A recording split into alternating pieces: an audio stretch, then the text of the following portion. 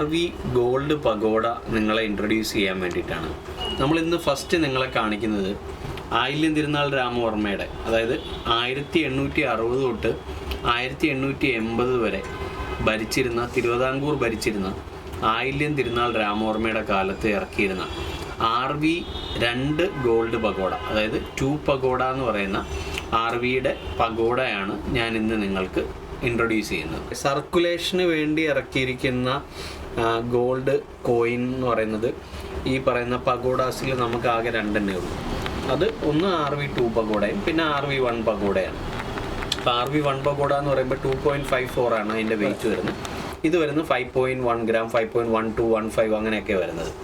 അപ്പം ഇതിൽ ഫ്രണ്ടിൽ നമുക്ക് കാണാം 1877 സ്ക്രിപ്റ്റ് ഉണ്ട്, RV എന്നുണ്ട്, മലയാളത്തിൽ ഡേറ്റ് 10/52 എന്നിട്ടിട്ടുണ്ട്, 1052.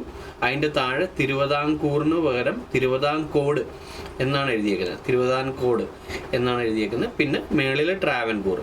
പിന്നെ അതൊരു എന്താ പറയുക, എൻറിച്ച്ഡ് ഒരു സർക്കിൾ റത്തിലാണ്, അത് സർക്കിളിനകത്താണ് അത് എഴുതിയേക്കുന്നത്.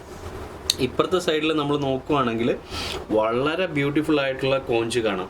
അതിൽ ഇങ്ങനെ ബെറീസ് ഇങ്ങനെ നിൽക്കുന്ന കാണാം, നല്ല ഭംഗിയാണ്. അതിൻ്റെ റിവേഴ്സ് സൈഡ് കാണാനായിട്ട് ഒബോ സൈഡിനെക്കാട്ടിലും ഭയങ്കര ഭംഗിയാണത്. അപ്പോൾ ഇത് എന്ന് പറഞ്ഞു കഴിഞ്ഞാൽ one of the rarest Travancore കോയിനാണ്.